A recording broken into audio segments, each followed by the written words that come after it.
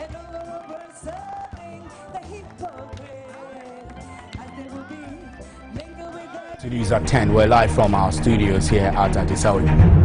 When you miss News 360 at 7 p.m. because of a busy schedule, we'll serve you again with a smart recap tonight at 10 p.m. with a detailed dissection of the major news of the day, so you're never left behind. They punched my face, used the gun to hit my wrist. News at 10. News with a broader perspective. My name is Stephen Enti. See you tonight at 10.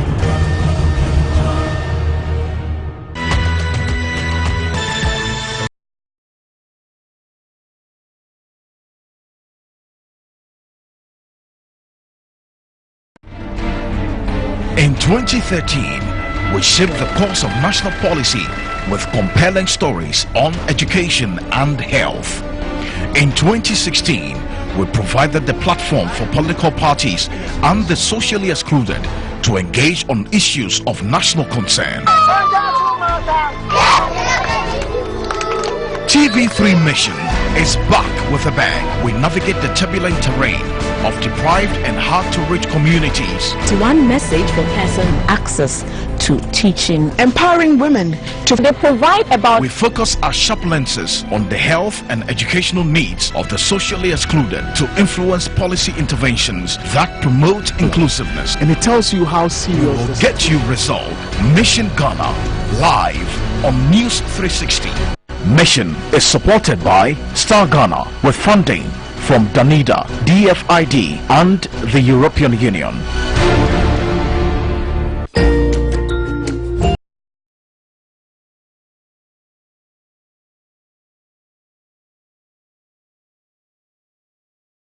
To NEWSAT10, we're live from our studios here at Adisawi. When you miss News 360 at 7 p.m. because of a busy schedule, we'll serve you again with a smart recap tonight at 10 p.m. with a detailed dissection of the major news of the day, so you're never left behind. They punched my face, used the gun to hit my wrist. News at 10. News with a broader perspective. My name is Stephen Enti. See you tonight at 10.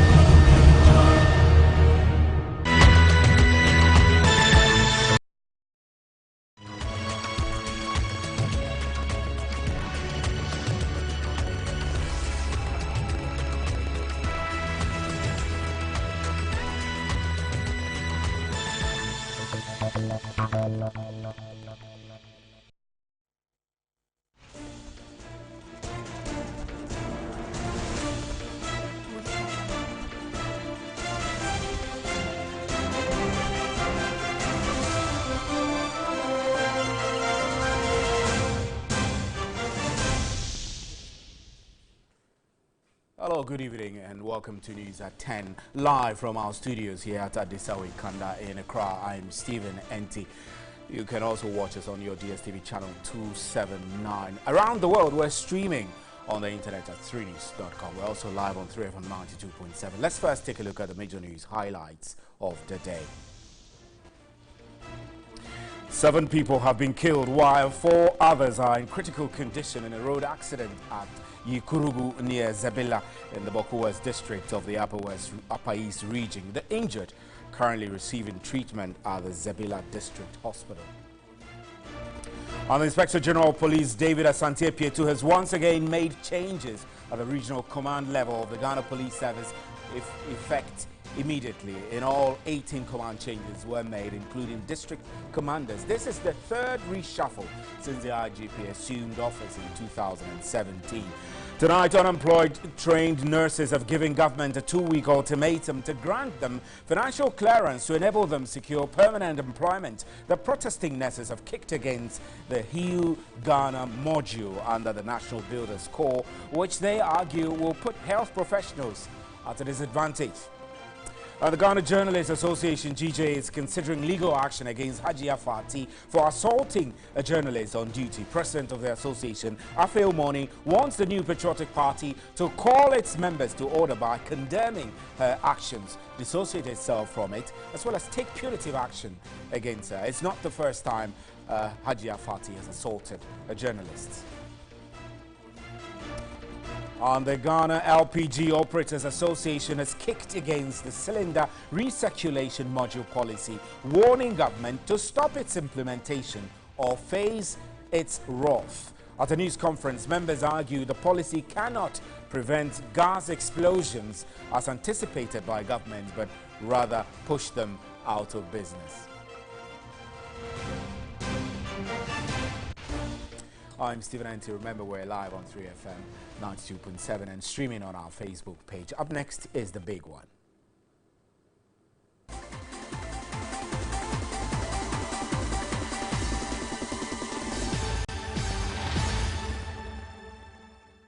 Welcome. Now, unemployed trained nurses have given government 2 weeks ultimatum to grant them financial clearance to enable them secure permanent employment. The protesting nurses have kicked against the Heal Ghana module under the Nation Builders Corps, which they argue will put health professionals at a disadvantage. By 9:30 a.m., the trainee nurses from different unions had gathered at the Obra Sport at the Kwame Nkrumah Circle in Accra. The protest was against government's plans to enroll them onto the Heal Ghana module under the Nation Builders Corps. President Akufo-Addo last week launched the Nation Builders Corps, which is intended to employ 100,000 young graduates to assist in public sector service delivery needs of the country.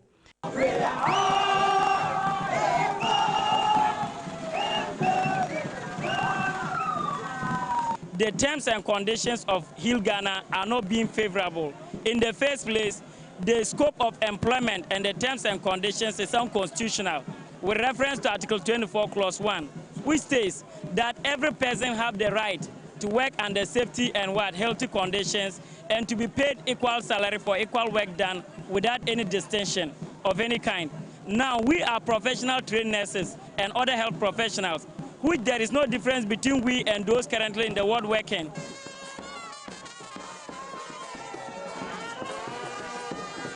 President of the Ghana Registered Nurses and Midwifery Association, Dr. Kweku Asante-Krobia, said the Nabco package does not commensurate with what the labor union has negotiated on behalf of health workers. If they have money for Nabco, I believe they have money to engage my nurses and midwives. If somebody is looking at the whole situation as Nabco has come to help nurses and midwife graduates, he must think again. According to the group, 9,905 nurses assistant clinical and nurse assistant preventive of 2015 batch who were promised by a deputy health minister, Tina Mensah, to be cleared by the end of March are yet to know their fate. Right, in the studio tonight we have Samuel Asante, who is president of the National Unposted Nurses Assistants Association, is joining us here. So Samuel, how are you? I'm fine. So basically you think that government has the means to employ and it's refusing to employ? Sure. Is that how you think, how you see this? Yes, the issue is if the government has the money to pay 700 Ghana cedis a month, why can't they employ us and pay us 1,000 cities? Yes. So what? The deal is the money, right? The money is too small, and you think that any policy which targets paying you 700 is looking down on your efficiency? It's not because of the money. Maybe the money is also part, but not necessarily the money. The issue is we want permanent postings. You want permanent postings. You can't give us a temporal postings where after our course, after our 3 years contract, what else?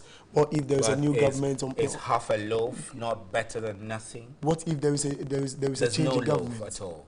What if there is a change in government? But how do you anticipate that a national policy will go away because the government changed? But every government comes with its own policy. Let me take this example and let me use the bonded nurses. When we had the meeting, they said they are going to treat everybody equal. So once you're a private nurse, you're a government nurse, when the postings and the clearance is being released, it is going to affect all of you. So what if government does not give the clearance or is unable to give the clearance? Yes, our issue is we don't really know what is holding the clearance, because let me use the 2016 like a NAP per se. It's about almost 2 years now since they kept on promising us that they are going to release, they are going to give us the clearance. So what is really holding the clearance? You don't think it's financial? I don't feel. You don't think the money is not there? If the money was not there, at least they will tell us. It's not. The money is there. So what do you think is the problem? You see, because I'm trying to think along with you, because this is a policy. Government says that the policy is aimed at employing and offering some skills, not really employment, offering some skills. So whilst you're waiting, for example, what do you do if, let's say, you go into the program and in 3 months' time you have a permanent job? Yes, but how will you feel? No. How you see, the government of the day has not been consistent with the promises that they've given us. Do you get it? Today they tell us this. The next day, when we had a meeting concerning this Nabco, we told them to bring a policy document which shows how the exit plan will be. Up to now, we never got any policy document. You're uncomfortable that there are no clearly spelled out exit plans. Yes, and so you don't know whether if you go in, government will say, okay, stay there for a few more years, and then you'll be getting peanuts. You want more money. Of course. That's the heart of the problem. Yes, because when we went to training, we didn't benefit from any, so it was only our year badge who didn't get any sort of this allowance that they reinstalled. So if you didn't give us any allowance, at least you should process our distance forward so that we start working. Right. Samuel, thank you very much. Your point has been made. We wish you the very best. We hope government manages to give you the clearance you need. So, you know, everybody deserves a permanent job. President Akufo-Addo, let's move on to other stories. President Akufo-Addo, a week ago, launched the nation builders called Nabco, which is expected to employ 100,000 young graduates to assist in the public sector service delivery needs of Ghana. Nabco's central focus is to create employment avenues and opportunities for young graduates from accredited tertiary institutions, and also to enhance the dignity and self-esteem of the country's graduates. This is to present them with added benefits of efficiency and effectiveness in the delivery of some essential public services. And in the studio tonight, we have Dr. Samuel Kwejo Frimpong, who is he's part of the team that worked on the formulation of the Nation Builders Core policy. Nabco policy is actually the technical economic advisor at the office of the Vice President, I beg your pardon. Dr. Frimpong, welcome. Thank you very much. I mean, we've had great concerns from many concerns. I won't say great. Many concerns from the unposted nurses, and the key thrust of what I got was that they're not sure whether there is a reliable exit plan for them. So to cut it short, they don't want to be there. Can you tell me what the plan is for exits for all the modules? Or maybe we can later zone in on the health module. Okay, thank you. I could see clearly that they don't really understand what Heal Ghana is. Let us understand that. Yes. Now, Heal Ghana is not for only nurses. Heal Ghana is for all the health-related professionals within the health sector. That is Heal Ghana. I appreciate their concern. I mean, once they graduate, the assumption is that immediately they should get employment. I agree. But unfortunately, that's not the reality. Now, over the years... And the reality is so because there is a constriction of money or funds. There is limitation on how much government can pay at the time. And what happens is that for every government agency, you have to go for financial clearance before you recruit. Now, they used to stay at home for about 2-3 years before they are recruited. And the president is saying that your skills that you acquired are very, very important, that he doesn't want you to get rusted. So we have a model for everybody who is interested. And it is optional. It's not compulsory. So if you are a trained nurse, as you are waiting for clearance for you to get full employment, enroll on Nabco. Now, it is not 3 years as they assume. They are not bonded to stay on Nabco for 3 years. Now, once you join Nabco, anytime you get clearance, you are permitted to exit. Now, what do you mean permitted to exit? No, you see, because it's not clearly outlined exit. No, it is clearly outlined because what happens is that we have 7 models. And every model, we have an exit plan for all the models. One of the exit plans is that as Nabco runs, the government continues with recruitment. The private sector continues with recruitment. So when you get an opportunity to work with the private sector, you can exit from Nabco. It's not mandatory that you stay within Nabco for 3 years. Now, as government also recruits, definitely they will recruit among the Nabco trainees. So you can leave or you'll be recruited anytime the agency you are working with. There's a Revenue Ghana, for instance. Our implementing agents are the Ghana Revenue Authority. So if they are recruiting, definitely once you're working with them, you'll be the first point of contact and you'll be recruited. So there are exit plans. So the nurses, for instance, once they get clearance, then they'll be recruited fully. But they're saying that instead of you sitting at home, and you're not doing anything, you're not being paid anything, for your skills to get rusted, you come on board and work with Nabco. And it's not compulsory for all of them. So you're saying they really don't have a case? Honestly, between you and I, let's analyze it. They have no case? For me, I think that it is not that they don't have a case, it is because they do not really understand the model and how it works. You know, the gentleman was saying that how can they finish school and they'll be working with Nabco for 3 years? But that is not the case. You're not going to be with Nabco for 3 years. You can be with Nabco after a week and you get clearance. You move on. And another person comes. So this is just to occupy them while they wait. Once you wait at home, you are being given an opportunity to work.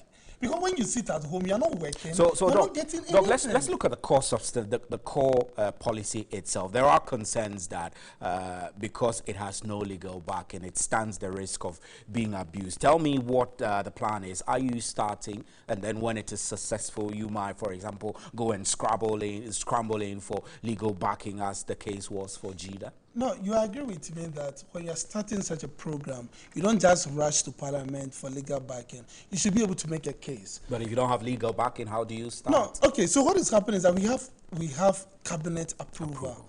So cabinet approval on itself is also an authority. So we have cabinet approval for this program. So once it runs for some time, at least we are able to show that this is what we've done so far, and we'll have a case for it to be backed by law. So we have cabinet approval. It's not as if it's just a policy that was developed overnight and it's being run. So when are processes beginning to actually legalize this?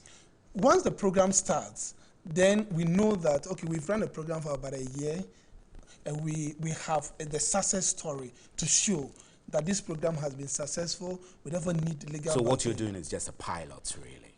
Well, it's not a pilot, but it's a preparation for us to get a legal backing. And you also told me that there is no bonding as part of the enrollment, taking in and exiting for graduates. So I'm curious, how then do you monitor who comes in and who goes out? That's why we have the online system, and that's a good thing about, internet. Once you have database, it is very easy for you. And we have supervisors, we have coordinators. We are going to have district coordinators, regional coordinators. Right. So they are going to supervise to ensure that those who are placed are really working their post. So if 1 million people are placed, you can tell it's 1 million. Yes, you know, with the database, it's very easy. Once the person leaves, you are able to know, because you track the system and you know who is in and who is out. You know the vacancies that are available, and then you know when to bring people. Dr. Frimpong, we're grateful for your time. Thank you extremely. Thank you. Dr. Frimpong is a technical economic advisor at the Office of the Vice President, and he's part of the team that worked on the formulation of the Nation Builders Call. This is still News at 10. I'm Stephen N.T. We have more news for you. Don't go away.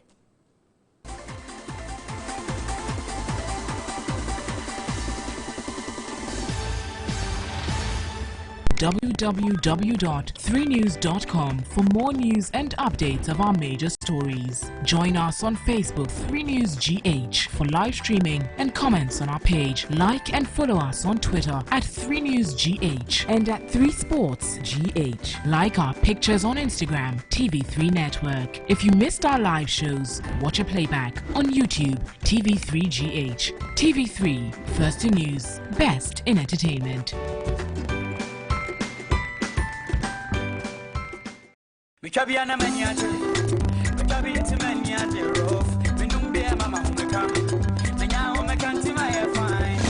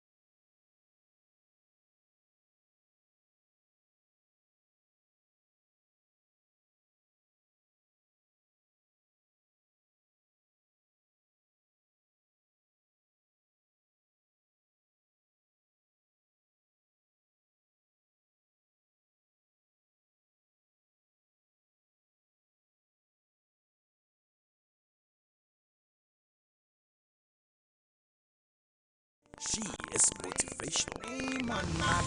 She makes you optimistic. She calms your tensions. Always there to help you, embracing you with love. She is real. She is a mother. She is selfless. Selfless mother.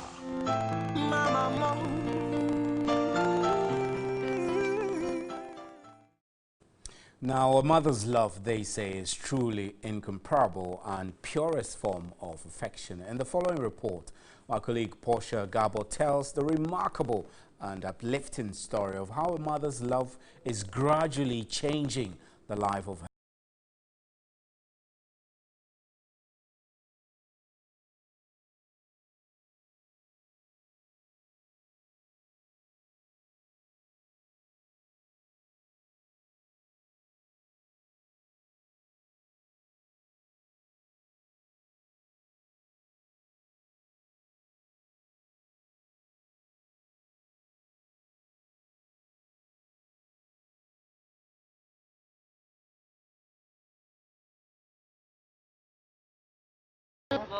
Thank you. Thank you. Thank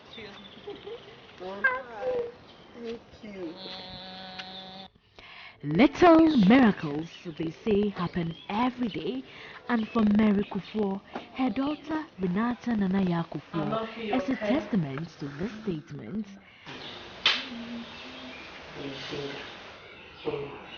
Okay. And a kiss. And a 15-year-old Renata Nanaya Kufuor was not born with autism spectrum disorder. This, according to the World Health Organization, refers to a range of conditions characterized by some degree of impaired social behavior, communication, and language.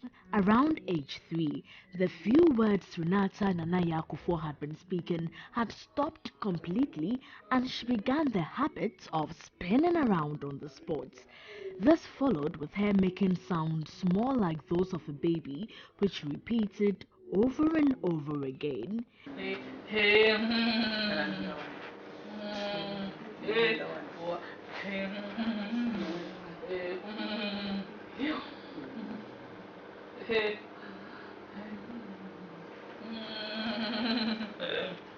Nanaya was unable to interact normally with other people, such as being able to make friends or show affection.